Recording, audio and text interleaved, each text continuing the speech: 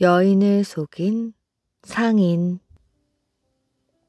옛날에 김생이라는 사람이 서당을 열고 있었습니다. 어느 날 거리로 소풍을 나갔다가 돌아오는 도중 어느 집을 지나게 되었지요. 그 집을 지나는데 벼랑간 과일 껍질이 어깨 위에 떨어져서 쳐다보니 젊은 여인이 몸을 기대고 있었습니다.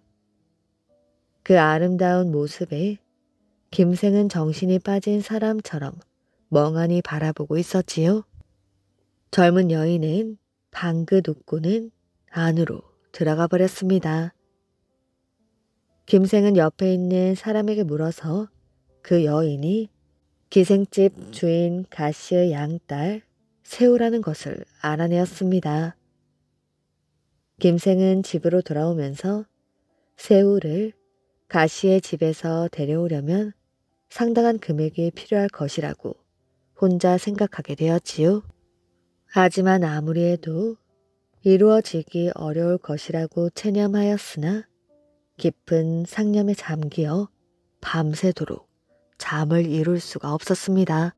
다음날 김생은 가씨에게 가서 명함을 내어놓고 그녀와 만나게 되었지요. 두 젊은이는 즐겁게 이야기하며 유쾌한 시간을 보냈습니다. 그날 이후 새우에게 정신을 빼앗긴 김생은 거짓 구실을 꾸며대어 동료들로부터 돈을 빌렸지요.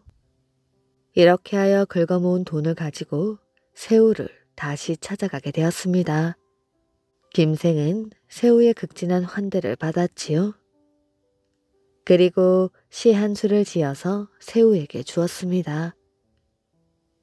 김생이 읊은 시를 듣고 난 새우는 가슴속을 억누르지 못하며 말하였지요. 저는 천한 몸이지만 이해심 깊은 남성을 찾아왔습니다. 당신께서 아직 독신이라 들었습니다. 저 같은 사람도 당신의 아내가 될 수 있을까요?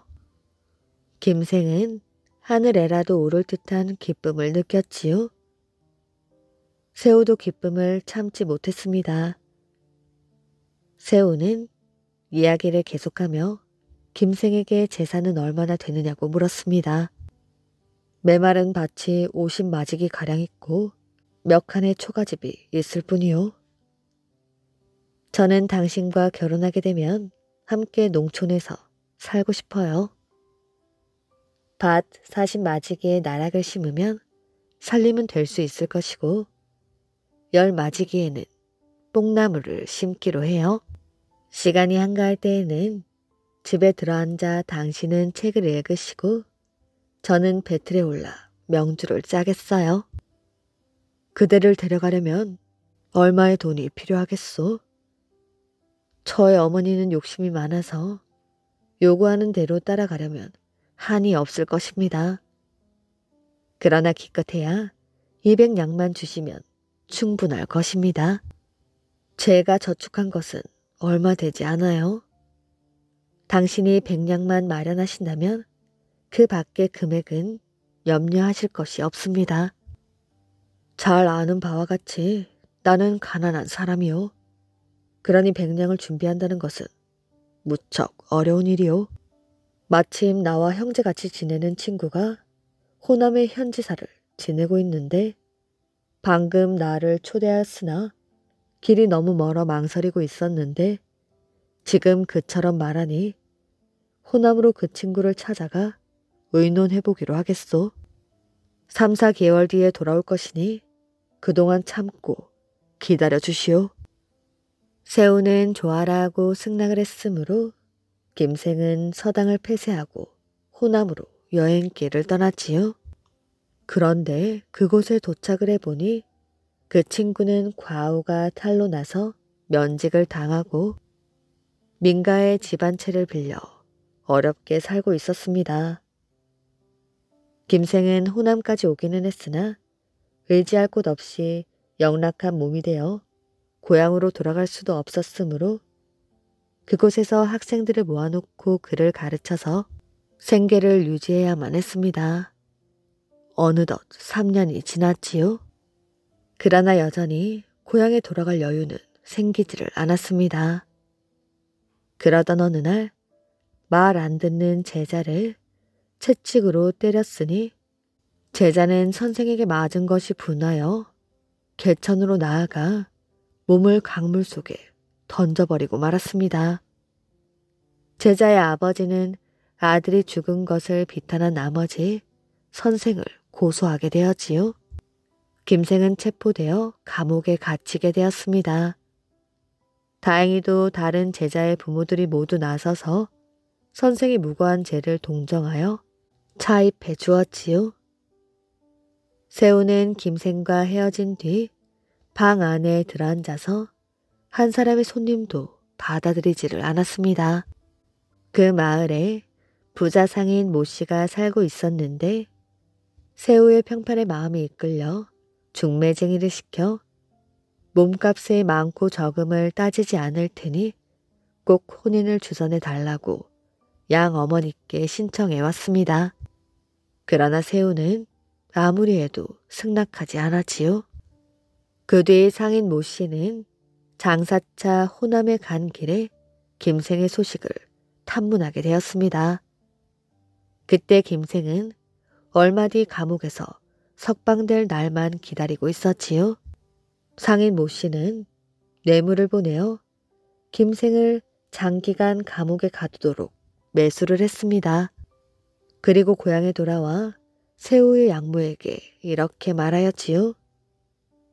김생은 이미 감옥에서 죽었다고 하오. 그러나 세우는 확실한 증거가 없는 이상 믿을 수 없다고 의심했습니다. 양모가 말하였지요. 그 사내가 죽었다면 더 말할 나위도 없지만 만약 살아있다 하더라도 가난한 서생 따위의 아내가 되어 빈궁에 쪼들리며 일생을 고생하는 것보다 차라리 호강하는 살림이 얼마나 좋으냐? 김생이 가난하기는 하지만 그 본성은 결백합니다. 겉만 번드레하고 마음속이 시커먼 장사꾼에게 출가하는 것은 죽기보다 싫습니다. 세우의 태도가 이렇게 강경하자 상인 모 씨는 동료 상인에게 부탁하여 호남의 김생이 쓴 것으로 거짓 꾸민 유언장을 편지로 세우에게 보내어 그녀가 김생에 대한 희망을 단념토록 했습니다. 김생의 서신을 받은 세우는 비탄에 잠기었지요. 양모가 이렇게 타일렀습니다. 나는 네가 어릴 적부터 고생하여 너를 길러왔다. 네가 어른이 된 지 이제 2, 3년이 되었지만 돈도 벌어오지 않고 그렇다고 돈 많은 서방에게 시집도 안 가겠다니. 그럼 어찌 살아갈 작정인 것이야? 세우는 할 수 없이 상인 모 씨에게 출가하게 되었습니다.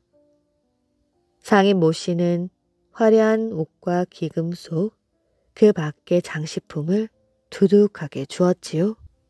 1년 뒤 세우는 아들 하나를 낳았습니다. 한편 김생은 제자들의 도움을 받아 무죄가 판명되어 드디어 석방이 되었습니다. 감옥에서 나온 다음에야 상인 모 씨가 자기를 모함하여 금고시킨 것임을 알아차렸지요. 평소 상인 모 씨에게 원수진 바가 없었는데 무엇 때문에 자기를 감옥에 감금시키려 했는지 아무리 생각해도 알 수가 없었습니다. 그러는 동안 제자들이 공동으로 여비를 마련해 주었으므로 꿈에도 그리던 고향으로 돌아올 수 있었지요. 3년이란 세월이 흐르는 동안 고향은 변한 바가 없었으나 밤낮을 두고 애가 타도록 그리던 세우는 이미 남의 아내가 되었다는 것을 알게 된 김생의 고통은 어디다 비할 바가 아니었습니다. 자기의 괴로움을 행상 노파로 하여금 세우에게 전달토록 하였지요. 세우는 이 소식을 전해 듣고는 한없는 비탄에 잠겼습니다. 이제까지 일어난 일이 모두 상인 모 씨가 조작해내고 음모로 꾸민 것임을 깨닫게 되었지요. 세우는 상인 모 씨가 외출한 틈을 타서 어린 아들을 유모에게 맡긴 다음 상인으로부터 받았던 모든 옷과 금은 패물을 고스란히 남겨둔 채 그 집을 나왔습니다. 그리고 김생의 집으로 달려갔지요. 외출했다 돌아온 상인 모 씨는 격분하여 법정에 호소하게 되었습니다. 그러나 법관은 김생과 세우의 사정을 불쌍히 여기어 사건을 더 이상 묻지 않았다고 합니다. 황새 아가씨와 두루미 총각. 어느 숲속에 결혼하지 않고 혼자 사는 황새와 두루미가 있었습니다. 두루미 총각은 어느 날 빨래를 하다가 이런 생각을 하였지요. 언제까지 이러고 살아야 하나? 차라리 결혼을 해버려? 가만히 있자. 황새 아가씨가 시집을 가지 않고 혼자 살고 있다지. 두루미 총각은 황새 아가씨의 집을 찾아가게 되었습니다. 아가씨 혼자 사신다고 들었습니다. 몹시 외로우실 텐데 저와 함께 사시는 게 어떻겠습니까? 그러자 황새 아가씨는 고개를 저었습니다. 당신 같은 사람과 사느니 혼자 사는 게 나아요. 당신에게 무슨 매력이 있나요? 목이며 다리며 빼빼 말라가지고는. 황새 아가씨는 쾅 소리가 나게 대문을 닫아버렸습니다. 두루미 총각은 얼굴이 화끈 달아올랐지요. 자기는 무슨 매력이 있나? 긴 다리로 성큼성큼 걷는 주제에. 헤이, 재수없게. 황새 아가씨는 두루미 총각을 돌려보내고 마음이 편치 않았습니다. 결혼 문제를 좀 더 신중하게 생각해서 결정할 거라는 후회가 있었지요. 지금도 늦지 않았어. 시집갈 마음이 생기면 직접 찾아가서 얘기해야겠다. 황새 아가씨는 두루미 총각과의 결혼 문제를 며칠 동안 깊게 생각해 보았습니다. 그래, 시집을 가는 거야. 혼자 살면 뭐해? 황새 아가씨는 이렇게 결심하고 두루미 총각의 집을 찾아가게 되었지요. 대문을 두드리자 두루미 총각이 얼굴을 내밀었습니다. 어쩐 일이요? 우리 집까지 다 찾아오고. 두루미 총각은 곱지 않은 시선을 보내었지요. 저 드릴 말씀이 있어서요. 당신의 청혼을 받아들이기로 했습니다. 그러나 두루미 총각은 콧방귀를 뀌었지요. 뭐라고? 매력 없다고 할 때는 언제고? 왜 이랬다 저랬다 하는 거요? 변덕이 심한 당신 같은 양반은 밥맛이에요. 당장 내 앞에서 사라져 주세요. 두루미 총각은 지난번의 일로 마음이 몹시 언짢아 있었습니다. 그래서 황새 아가씨를 호되게 꾸짖었지요. 황새 아가씨는 분통이 터졌습니다. 자존심을 죽이고 찾아가 먼저 고개를 숙였는데 자신의 청혼을 한마디로 거절하고 무안까지 주니 분하고 억울하여 견딜 수가 없었지요. 황새 아가씨는 화가 나서 씩씩거리며 집으로 향했습니다. 두루미 총각은 황새 아가씨를 쫓아보내고 생각에 잠겼지요. 내가 너무 심했나? 그런 신부감이 어디 또 있다고.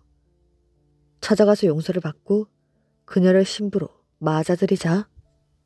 두루미 총각은 그날 저녁 황새 아가씨를 다시 만났습니다. 제가 잘못했습니다. 뜻하지 않게 당신을 화나게 했군요. 우리 화해하고 결혼을 합시다. 뭐라고요? 당신에게는 정남이가 떨어졌어요. 다시는 내 앞에 나타나지 말아요. 아직까지 화가 풀리지 않은 황새 아가씨는 두루미 총각을 매몰차게 대했습니다. 두루미 총각은 쓸쓸히 돌아올 수밖에 없었지요. 황새 아가씨는 그날 밤을 뜬 눈으로 지새웠습니다. 화를 가라앉히고 곰곰이 생각해보니 아무래도 두루미 총각과 결혼해야 할 것 같았지요. 그 총각이 아니면 영영 시집을 가지 못하게 될지도 몰라. 평생 혼자 살아야 한다니 절대로 놓치지 말자. 황새 아가씨는 마음속으로 굳게 다짐하고 다음날 아침 두루미 총각의 집 대문을 두드렸습니다. 두루미 총각은 졸린 눈을 비비며 대문을 열었지요. 안녕하세요. 황새 아가씨는 쾌활한 목소리로 인사했습니다. 그러나 두루미 총각은 인상을 찌푸리고 있었지요. 아직도 볼 일이 남았나요? 그러나 황새 아가씨는 개의치 않고 생글생글 웃으며 말했습니다. 기분 푸세요. 이제까지 있었던 일은 없던 걸로 해요. 그리고 우리 결혼해서 행복하게 살아요. 싫어요. 당신이라면 넌더리가 난다고요? 뭐라고요? 황새 아가씨의 얼굴에서 웃음기가 싹 사라지게 되었습니다. 별꼴이야? 황새 아가씨는 한마디 쏘아주고는 집으로 돌아와 버렸습니다. 이런 일은 그 뒤에도 수없이 되풀이되었지요. 서로 자존심을 내세우다 보니 끝내 화해하지 못하고 황새 아가씨와 두루미 총각은 평생 독신으로 살았다고 합니다. 이름 없는 자객들. 옛날 조선시대 치열한 당파 싸움 때문에 조정은 물론이고 사회 전체가 아주 어지러웠던 때가 많이 있었습니다. 유능한 인재들이 뜻을 제대로 펴보지도 못한 채 사약을 받고 죽어갔지요. 섣달 금음 날이었습니다.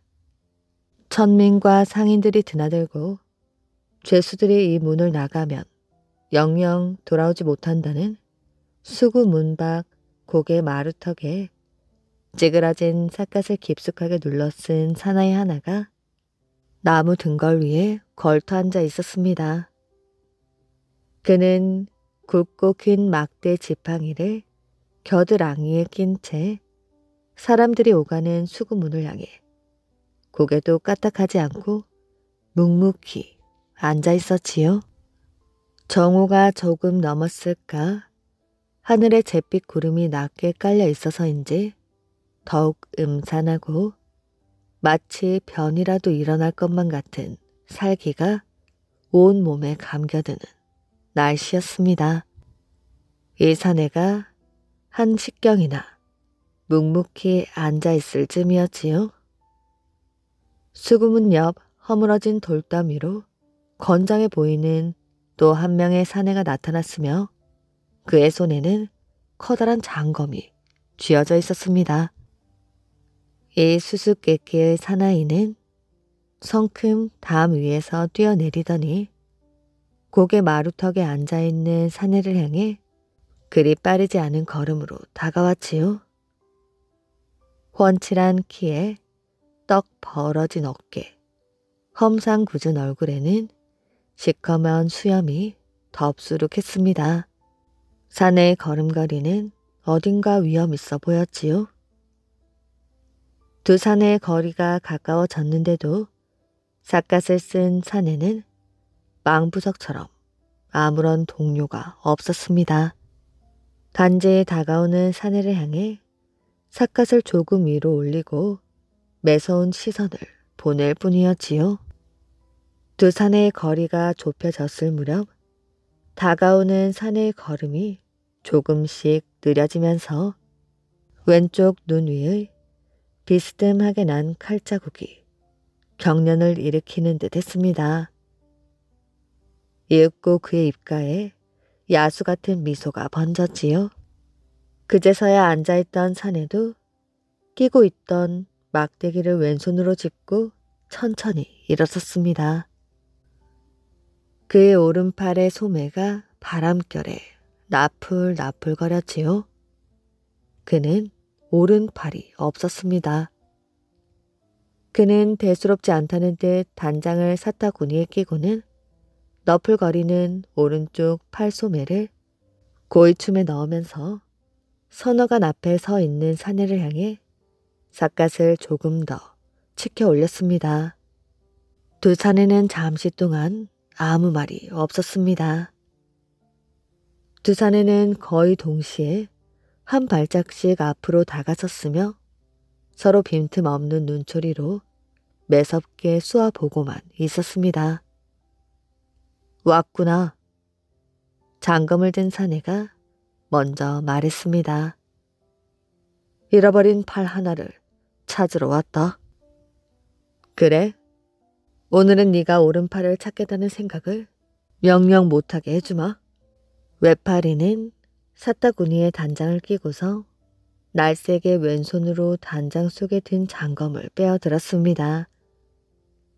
순간 외파리가 두어 간을 뛰어 무서운 일격을 가하였지요. 하지만 상대도 만만치 않았습니다. 왼쪽으로 날쌔게 몸을 돌리면서 외파리가 앉아있던 나무 등거리로 여유 있게 버티고 섰습니다. 칼은 수없이 부딪히며 불꽃을 튀었지요. 땅을 차고 허공을 뜰 때마다 눈 가루가 사방으로 날렸습니다. 피를 봐야 끝장이 날 두 사람의 장검은 미친 듯이 허공을 가르고 있었지요. 싸움이 시작된 지 꽤 시간이 지났는데에도 두 사내는 지치거나 필요한 기색이 전혀 없었습니다. 사느냐 죽느냐 하는 두 사나이의 사투가 계속될 뿐이었습니다. 이야기는 3년 전으로 거슬러 올라갑니다. 조선 인조 임금이 즉위한 섣달 금음 날이었지요. 광해군이 쫓겨나고 인조가 즉위하였으나 당쟁의 불씨는 꺼지지 않고 있었으며 서로 권력을 잡으려고 모함과 사륙이 다반사로 벌어졌습니다. 세상 역시 혼란할 수밖에 없었으니 자객들이 장안의 밤거리를 누비고 돌아다녔지요. 광해군 밑에서 녹을 먹던 조정대간이며 지방 방백들은 대부분 귀양을 가거나 자객이나 파라코일, 칼의 목숨을 잃었습니다.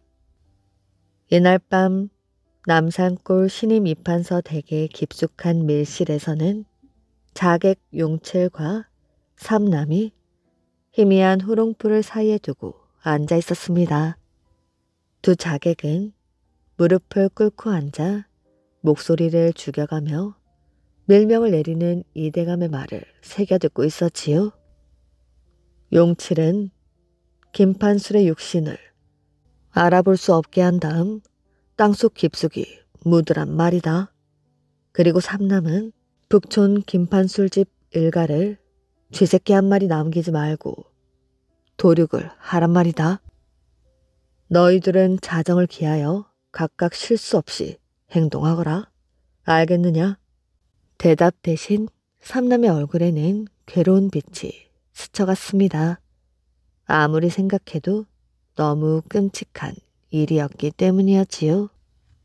왜 대답이 없는 것이냐? 자신이 없다는 게야? 아니옵니다.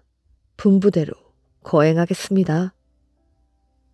자객들은 머리를 좌렸고 이대감의 얼굴에는 야비한 미소가 번졌습니다. 그럼 각별히 조심하고 조용히 쥐도 새도 모르게 시행하라. 일이 끝나면 한동안 멀리 떠나 있다가 서너 달 후에 올라오거라. 내가 너희에게 야박하게 하지는 않을 것이다. 알겠느냐? 자객들은 다시 머리를 조아렸습니다. 잠시 후 이대감 집을 나온 용칠과 삼남은 서로 아무 말 없이 헤어져 어둠 속으로 사라졌지요. 김판술 대감하면 파랗고인 삼남도 잘 아는 사람이었습니다. 그는 강직하기로 이름난 대감이었으니 그래서 더욱 알 수 없는 노릇이었지요. 어쩐지 이번만은 꺼림직하고 마음이 내키지 않았습니다. 생각만 하여도 끔찍한 일이 아닐 수가 없었습니다. 하지만 자객은 사람을 죽이는 것이 업이니 한낱 자객의 신분으로 어쩔 수가 없는 일이었지요. 삼남은 막걸리를 한 잔 들이켠 후 김대감 대그량에 무거운 발걸음을 옮기고 있었습니다. 삼남은 얼굴을 검은 수건으로 가려 살그머니 담벼락에 붙어서 집안의 동정을 살피었지요. 이윽고 높다란 김대감댁 담을 성큼 넘어서 뒤뜰 헛간 옆으로 가볍게 뛰어내렸습니다. 장안의 파라코돌 중에서도 삼남의 귀신 같은 솜씨는 유명했으며 그의 검술은 용출도 겁을 낼 정도였습니다. 집은 그리 크지 않았으며 기역자형의 아담한 집이었습니다. 방은 3개뿐이고 불은 모두 꺼져 있었으며 동쪽 대청 마루와 붙은 작은 방 창문에만 불빛과 함께 사람의 그림자가 비치고 있었습니다. 잠들지 않은 사람부터 처치하는 것이 순서였으니 그래야 소란스럽지 않기 때문이었지요. 이때 방 안에서 말소리가 들려왔습니다. 천지신령님, 저희 아버지를 살려주십시오. 아무 죄도 없는 저희 아버지를 제발 살려주십시오. 앳된 김판술의 어린 딸의 목소리에 삼남의 가슴은 흔들리기 시작했습니다. 잠시 후 삼남은 김대감 집을 그냥 나와 수구문을 향해 내달렸으니 이제 그의 양심이 되살아난 것이었습니다. 칠흑같이 어두운 밤 삼남의 시야에 서너 명의 시커먼 그림자가 고개 마루턱에서 어른거렸지요. 삼남이 고개 마루턱에 가보니 피 비린내가 코를 찔렀으며 이미 김판술 대감은 세상을 떠나고 말았습니다. 삼남은 그만 정신이 아찔해지며 자기도 모르게 김대감을 찌른 포졸의 정수리를 내리쳤습니다. 이놈이? 깜짝 놀란 용칠이 장검을 빼어 들었으나 삽을 들고 있던 남은 포졸 한 명이 또 삼남의 칼에 두동강이 났습니다. 그제서야 삼남은 퍼뜩 제정신이 들었지요. 사실 그는 김대감을 죽이지 못하게 하려던 것일 뿐 포졸이나 용치를 해칠 생각은 없었습니다. 삼남이 내 이놈, 이게 무슨 짓이냐? 그런 게 아니라 삼남은 무슨 말을 해야겠다고 생각했으나 도무지 말문이 열리지 않았습니다. 그러나 다음 순간 용칠의 장검이 번개같이 날아와 삼남의 오른팔을 어깨 밑에서 바짝 베어버렸으니 이리하여 삼남은 외파리가 된 것이었습니다. 그 3년 동안 용칠에게 복수를 하려고 벼르고 있다가 마침내 오늘 그를 만난 것이었습니다. 매서운 기합 소리와 함께 외파리의 장검이 용칠의 배를 스쳤지요. 그러나 쓰러질 듯 하던 용칠의 장검이 다시 외파리의 가슴에 꽂혔습니다. 두 사나이는 동시에 쓰러지고 말았지요. 이름 없는 자객들의 허무한 최후였던 것이었습니다. 여장 남자의 복수. 옛날에 권력을 잡은 세도가 집안에 청수라는 유명한 건달이 있었지요. 그는 세도가의 자손이라 충청도 어느 고을의 원님으로 부임하게 되었습니다. 이 고을은 살기 좋은 고장으로 다른 고을보다 부자들이 유난히 많았지요. 그 부자들 중 임원이라는 사람은 그 고을에서도 최고의 부자였습니다. 그는 자신의 노력으로 정정당당하게 재물을 모은 부자였지요. 그는 부자이지만 모든 거지들을 집으로 불러 숙식을 제공했고 나그네들 또한 며칠씩 식객으로 머물기도 했습니다. 그에게 약점이 있다면 평민 출신이란 것이었지요. 이로 인해 고을 양반들에게 항상 학대와 무시를 당했습니다. 이때는 양반이 아니면 이름도 없고 자손 또한 벼슬에 나아가지 못했습니다. 그의 슬하에는 밀왕과 중우라는 남매가 있었지요. 딸 밀왕이는 빼어난 미인으로 소문나면서 여러 곳에서 혼담이 오갔지만 잘 성사되지 않았습니다. 그 이유는 양반이 아니었기 때문이었지요. 밀왕을 시집 보내야 할 텐데. 중우도 벌써 15이 넘었습니다. 동생도 누나 못지않게 미남이었는데 누나 밀왕을 닮아 여자처럼 피부가 희고 예뻤습니다. 원님 청수는 부임하면서 이방을 자신의 신복으로 만들었고 그에게 고을 최고의 명기를 불러 수청을 들게 하면서 재물을 긁어 모으는 방법까지 지시했습니다. 고을 상놈 중 누가 부자냐? 임원이란 놈입니다. 그놈의 재산을 어찌하면 빼앗을 수 있겠느냐? 트집을 잡아 족치면 해결될 것입니다. 이방은 원님 청수의 귀에다가 속닥속닥 거렸지요. 그리 예쁜 딸이 있다고? 그로부터 며칠 후 이방이 사령을 앞세우고 임원의 집으로 찾아왔습니다. 원님께서 자네의 딸을 보시자고 하네. 무슨 일로 그러십니까? 난들 알겠나? 그저 그녀의 소문을 듣고 그러시는 것 같네. 혹시 중신이라도 할지 누가 알겠나? 원님이 매파라도 됩니까? 군말이 많은가? 자네는 원님의 명을 거역하겠다 이 말인가? 이방 날이 아무리 원님이라고 해도 남의 집 처녀를 죄도 없이 잡아간단 말입니까? 웬 잔말이 그리 많은가? 자꾸 이러면 가만두지 않겠다. 이방의 큰 소리에 아들 중우가 문을 열고 나왔지요. 아버님, 무슨 일입니까? 아니 글쎄, 원님이 네 누이를 보시자고 하는구나. 무슨 이유로 그런답니까? 나도 왜 그러는지 알 수가 없구나. 이방 날이 그리 할 수 없소. 어린 녀석이 뭘 안다고 나서는 것이야. 이방은 사령들에게 명했습니다. 여봐라, 어서 저 계집을 끌어내라. 사령들이 방으로 들어가 밀왕을 끌고 나왔지요. 이때 임원과 온 식구들이 가마로 몰려들자 다른 사령들이 막는 바람에 밀왕을 태운 가마는 사라지고 말았습니다.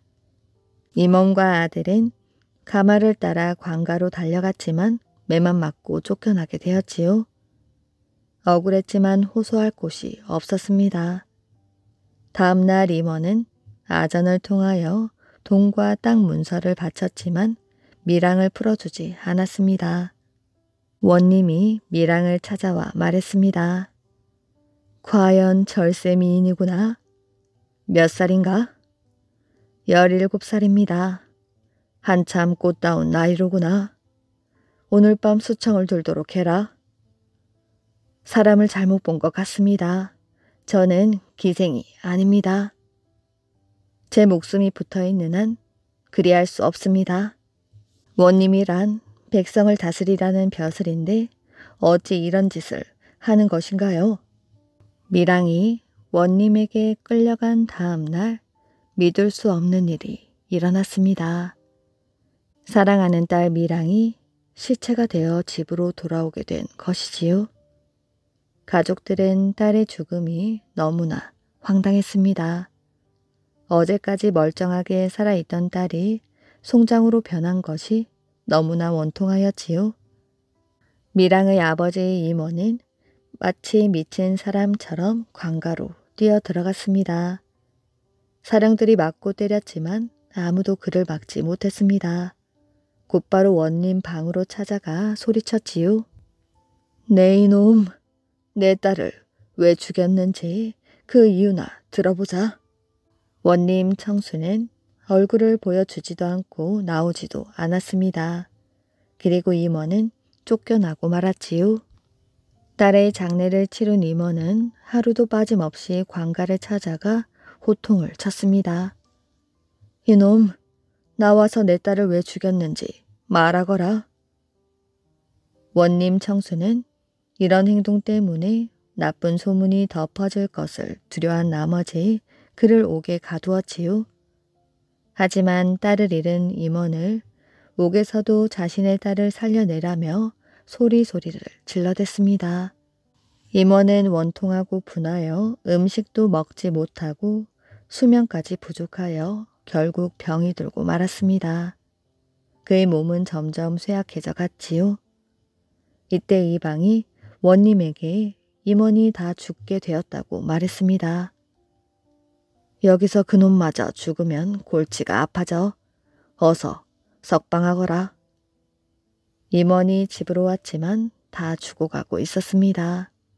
어느 날 밤 임원은 아내와 아들을 바라보면서 원수를 갚으라는 말을 남기고 죽었지요. 장례를 치룬 아들 중우와 아내는 텅 빈 집으로 돌아와 울기만 했습니다. 그러다가 아버지 임원이 원수를 반드시 갚으라는 유언이 생각났습니다. 몇 달 뒤 원님이 한양으로 갔다는 소문을 들었지요. 그것도 서울로 올라가면서 내직으로 영전이 되었다는 것이었습니다. 세도가 집안이지만 백성들에게 착취한 재물을 상관에게 뇌물로 바쳐 그렇게 된 것이었지요. 중호는 원님 청수가 한양으로 갔기 때문에 원수를 갚을 길이 막막하여 실망하고 있었습니다. 중호는 병들어 누워있는 어머니에게 용기 내어 말하였지요. 어머니, 잠시 동안 한양에 다녀오겠습니다. 원수에게 복수하려고 합니다.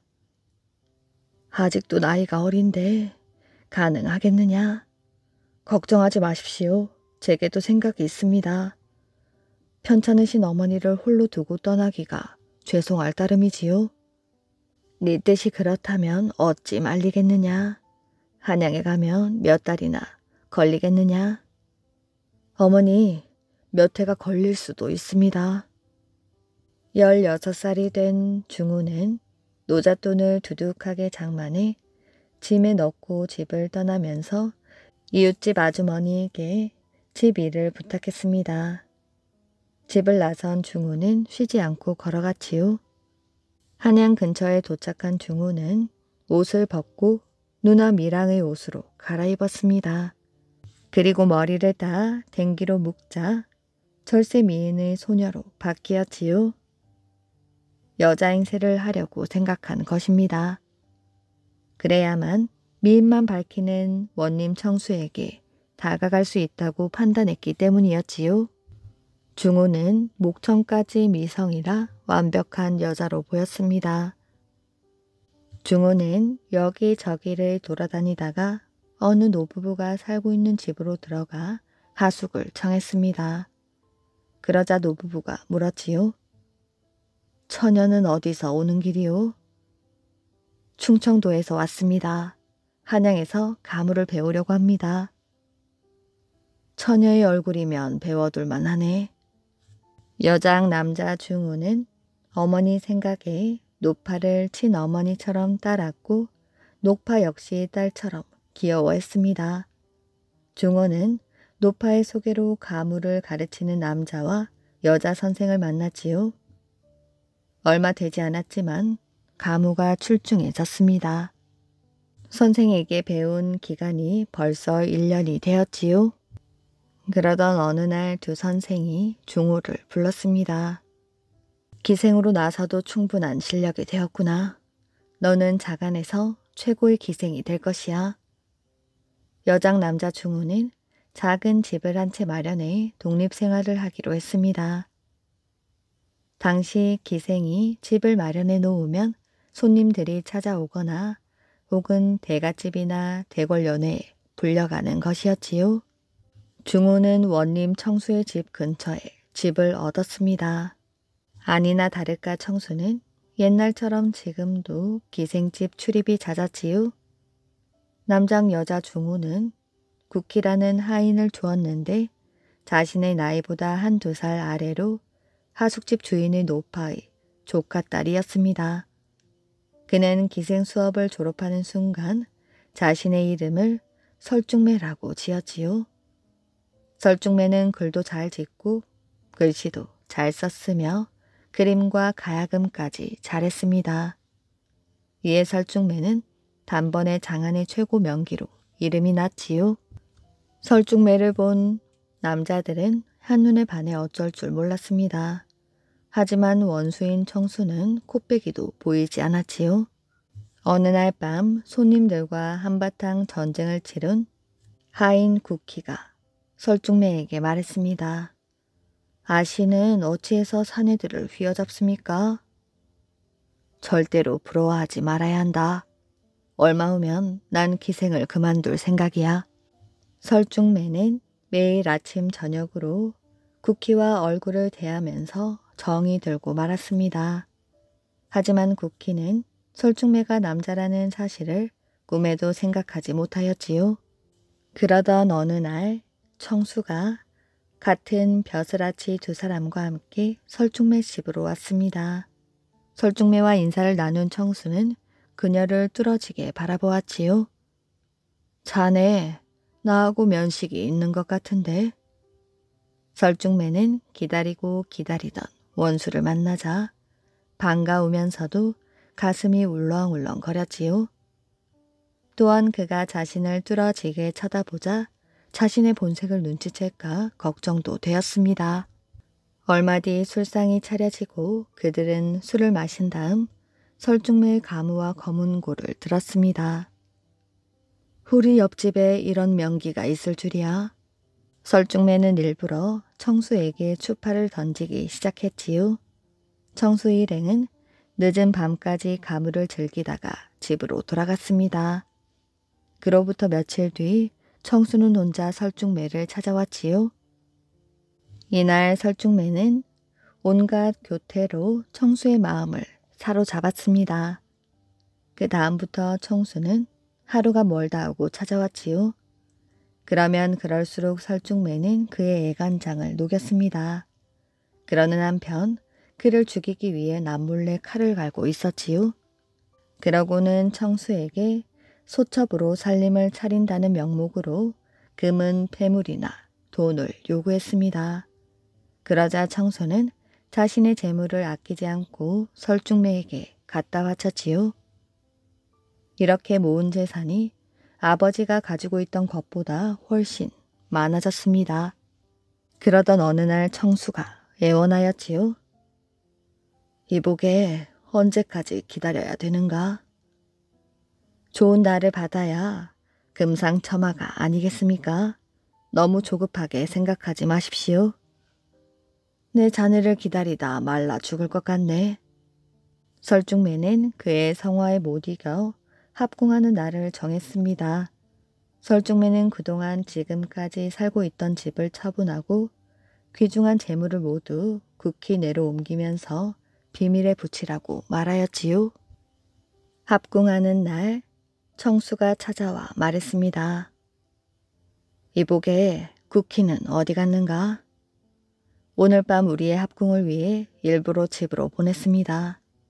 설중매는 문을 안에서 잠근 다음 청수와 주안상을 차려놓고 마셨지요. 오늘따라 자네가 천사처럼 보이는구먼. 그런데 얼굴에 바른 분이 어찌 푸른 빛을 띠는구먼. 생각나진 않지만 어디선가 본 듯한 얼굴이야. 세상에는 비슷하게 생긴 얼굴이 많답니다. 그러면서 설중매가 검은 고를 타기 시작하는데 타는 곡들마다 모두 장엄하고 섬뜩한 것들이었지요. 자네 괜찮은가? 이때 청수는 이상하게 불길한 예감과 공포를 동시에 느꼈습니다. 자, 이제 그만하고 잡시다. 내 나으리. 금침 위에 청수가 눕자 갑자기 설중매가 청수의 배 위로 올라가 시퍼런 칼을 꺼내면서 꾸짖었지요. 네 이놈, 나를 모르겠느냐? 이놈, 네가 고을 원님으로 있을 때 미랑이란 처녀를 죽였지. 더구나 그 아버지 임원을 옥에 가두었다가 죽게 하지 않았느냐? 나는 죽은 미랑의 남동생이고 임원의 아들이다. 뭐라고? 네가 그 놈이라고? 이보게 날 살려준다면 뭐든지 다 들어주겠네. 내가 원하는 것은 오로지 네 놈의 피뿐이다. 이때 청수가 중우를 뿌리치자 그는 뒤로 나뒹굴었지요. 그 순간 청수가 달려들어 그를 깔고 앉아 칼을 빼앗으려고 했습니다. 그때 중우가 힘을 다해 청수를 밀었는데 술에 취한 그는 비틀비틀 거렸지요. 두려움에 떨고 있던 청수는 문을 박차고 나갔지만 대문이 잠겨 있어 후원으로 도망치게 되었습니다. 중우는 칼을 겨누며 쫓아갔지요. 얼마 후 청수는 살려달라 애원했지만 중우는 달려들어 배를 찔렀습니다. 마침내 원수 청수의 숨이 끊어지고 말았지요. 중우가 일어서는 순간 아버지와 누나의 홀령이 나타났습니다. 이에 중우는 원수를 갚았다며 큰 절을 올렸지요. 닭 우는 소리가 멀리서 들리자 정신을 차린 중우는 그의 시체를 뒷마당 깊이 매장했습니다. 원수를 갚은 중우는 남자 옷으로 갈아입고 총각 머리를 따지요. 그는 새벽 동이 트는 순간 국희 집으로 달려갔습니다. 국희가 이상한 눈초리로 바라보며 물었지요. 아씨, 왜 남복을 하셨습니까? 미안해. 원수를 갚기 위해 지금까지 여장 남자로 행사하면서 너까지 속였네. 지금 시간이 없어 자세한 것은 다음에 천천히 얘기하겠어. 그리고 여자 설중매는 이 세상에 없는 사람이라는 것을 꼭 명심해. 난 지금 시골로 내려갔다가 모든 것을 정리하고 돌아와. 너와 결혼할 테니 그때까지 기다려줘. 중호의 말에 고개를 끄덕인 국희는 부끄러워 얼굴이 빨갛게 변하였지요. 중호는 고향으로 내려가 집과 땅을 모두 팔아서 정리한 다음 어머니를 한양으로 모셨습니다. 그런 다음 국희와 결혼하여 한평생 행복하게 잘 살았다고 합니다. 세도가의 응징. 옛날 어느 마을에 소씨성을 가진 사람들의 가세가 번창하여 고관 대작을 많이 배출했는데 그들은 세도가 당당하여 오만 불손하기 짝이 없었습니다. 하마비란 누구든지 그 앞을 지날 때 말에서 내려 걸어가라는 글귀를 새긴 돌 비석을 말한답니다. 이런 하마비는 관가에서 허락하지 않으면 아무리 높은 권력자라고 해도 세울 수 없는 것이었지요. 그런데 이 마을 소씨들은 마을 앞에 자기들 마음대로 비석을 세워 사람이나 말들의 통행을 허락하지 않고 세도가가 사는 마을이라고 뽐내며 이곳을 지나는 사람들에게 봉변을 주었습니다. 옆 마을 사람들도 모두 괘씸하게 생각하면서도 그들의 세도에 놀려 어쩔 도리가 없었지요. 어쩌다 그 마을을 지나가야 될 일이 생겨도 그 동네를 피해서 뒷산으로 넘어갔습니다. 그런데 어느 날 원이 새로 부임하기 위해 말을 타고 이곳을 지나가게 되었지요. 말에서 내리지 못할까? 어디선가 고함 소리가 들렸습니다. 그러더니 수십 명의 장정들이 몽둥이를 들고 소리치면서 달려오고 있었지요. 원님은 큰 소리로 말했습니다. 어떤 놈들이기에 고을 수령이 지나가는 길에 무슨 해괴망측한 짓을 하는 것이야. 썩 비키지 못할까? 원인지 뭔지 모르겠고 네 놈들은 글자도 모르느냐? 너희들 앞에 있는 하마비가 눈에 보이지도 않느냐? 썩 내려 걸어가도록 해라. 원님은 기가 차서 이방에게 물었지요. 저놈들이 누구이기에 이렇게 방자한가? 고을 수령이 부임하는 길인데 저리 무례한 놈들이 있단 말인가? 썩 물러나면 죄를 묻지 않겠지만 계속 행패를 부린다면 가만두지 않겠다고 전하여라. 이방은 마지못해 그 청년들이 있는 쪽으로 갔습니다. 이 사람들아, 자리 좀 비켜주게나.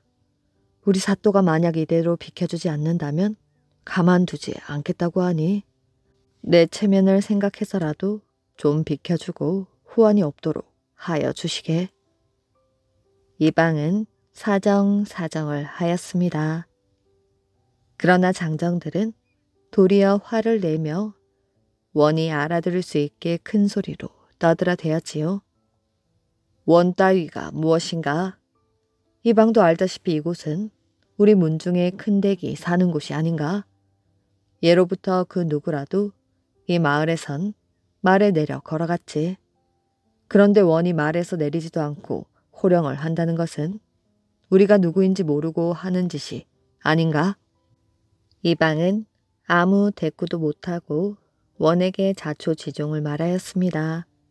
원은 포졸을 풀어 청년들과 싸움을 하였으나 포졸들이 패하고 말았지요. 그래서 원은 타고 있던 말에서 강제로 끌어내려졌습니다. 원은 곤혹을 당하면서 마을 앞을 끌려 지나가 되었고 후에 이런 사실이 조정까지 알려지게 되었지요. 조정에서는 직관을 보내어 그 동네의 지형을 살펴보게 했습니다.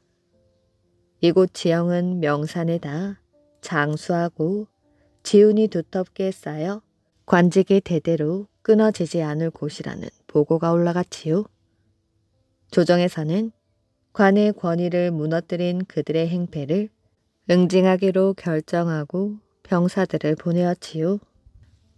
먼저 산세를 끊고 물을 돌려 지운을 얕게 하는 방법으로 마을 앞 개울을 막고 물줄기를 동네로 돌려놓았습니다.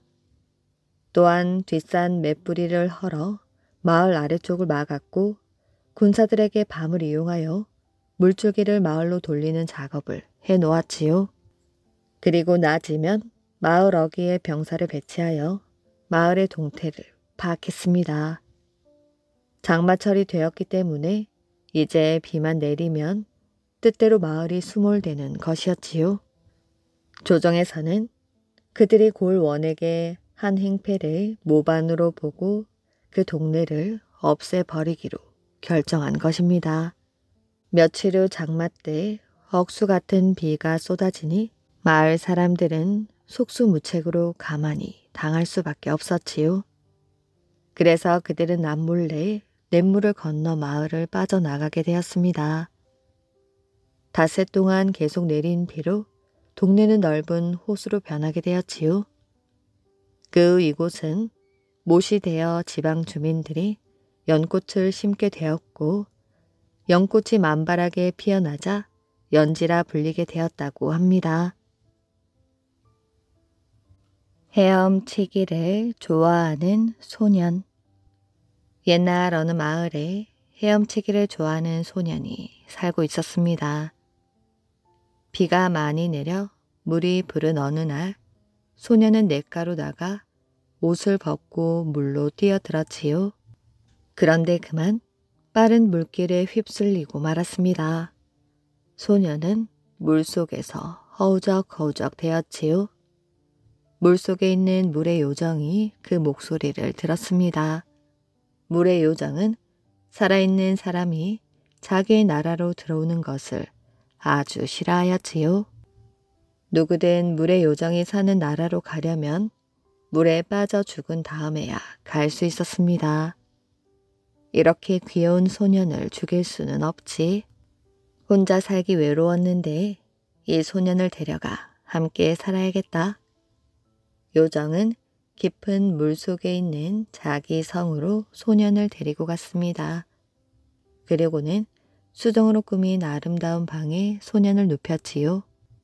잠에서 깨어난 소년이 두리번 거렸습니다. 와, 정말 아름답다. 소년은 수정으로 만든 장난감을 가지고 놀았지요. 그러나 곧 시들해지자 집 생각에 소년은 울음을 터뜨렸습니다. 몰래 소년을 지켜보던 요정이 소년 앞으로 나갔지요. 귀여운 꼬마야, 왜 우는 거야? 자, 이 장난감을 가지고 놀렴. 너희 집에는 이런 장난감이 없잖아. 없어도 괜찮아요. 집에 가고 싶어요. 요정이 왜 집에 가고 싶으냐고 물었지만 소녀는 아무 말 없이 계속 울기만 했습니다. 어느덧 밤이 깊어지자 소녀는 잠이 들었지요. 요정은 잠이 든 소년을 은으로 꾸민 방에 눕혔습니다. 다음날 잠에서 깬 소년은 은으로 만든 아름다운 물건에 넋을 잃었습니다. 하지만 그것도 잠시였지요. 소년은 형과 누나와 함께 들과 산을 뛰어다니며 즐겁게 놀던 때가 떠올라 또 울음을 터뜨렸습니다. 귀여운 꼬마야, 또 왜 우는 거야? 요정의 말에 소년은 여전히 고개를 저었지요. 형과 누나가 보고 싶어. 요정은 계속 우는 소년을 두고 방을 나갔습니다. 소년은 형과 누나의 이름을 부르며 울다 지쳐 잠이 들었지요. 요정은 잠이 든 소년을 금으로 꾸민 방에 눕혔습니다. 얼마 뒤 잠에서 깬 소년은 황금 장난감을 보고 좋아하였지요. 그것도 잠시 소년은 아버지 어머니가 생각나 울음을 터뜨렸습니다. 왜 또 우는 거야? 이렇게 금으로 만든 훌륭한 장난감이 있잖아. 아버지와 어머니가 보고 싶어요. 소년의 말에 요정은 화가 났습니다. 혼자서만 살아온 요정은 소년의 마음을 이해할 수 없었지요. 자, 이 보석을 다 가져. 이래도 아버지 어머니가 더 좋아? 그럼요. 이까지 보석이 무슨 필요가 있어요. 아버지 어머니를 보석 따위와 비교할 수 없어요. 그제야 물의 요정은 소년의 마음을 사로잡을 수 없음을 깨달았습니다. 요정은 소년을 처음 만났던 냇가로 데려다 주기로 하였지요. 밤이 깊어 소년이 잠이 들자 요정은 소년을 냇가로 옮기고는 주머니에 보석을 가득 채워주었습니다. 다음날 아침 잠에서 깬 소년은 자기가 꿈을 꾸었다고 생각하였지요. 그런데 주머니 속에 보석이 가득했습니다. 내가 정말 물의 나라에 갔다 왔구나. 소년은 식구들이 기다리는 집으로 달려갔지요. 소년이 물에 빠져 죽은 줄 알고 깊은 슬픔에 잠겨있던 식구들은 깜짝 놀라며 무척 기뻐했습니다. 그 뒤 소년은 깊은 물에서 수영을 하지 않았습니다. 수영이 너무 하고 싶으면 물의 요정이 나타나지 않는 얕은 물에서만 하였지요. 소년이 가져온 보석으로 소년의 식구들은 행복하게 살았습니다. 물의 요정은 소년을 만난 덕분에 이 세상에서 가장 훌륭하고 소중한 것이 무엇인지 알게 되었지요. 이야기 재미있게 잘 들으셨나요? 오늘의 이야기는 여기까지입니다. 오늘도 이야기를 들어주셔서 정말 감사합니다. 오늘도 편안한 밤 되시길 바랍니다.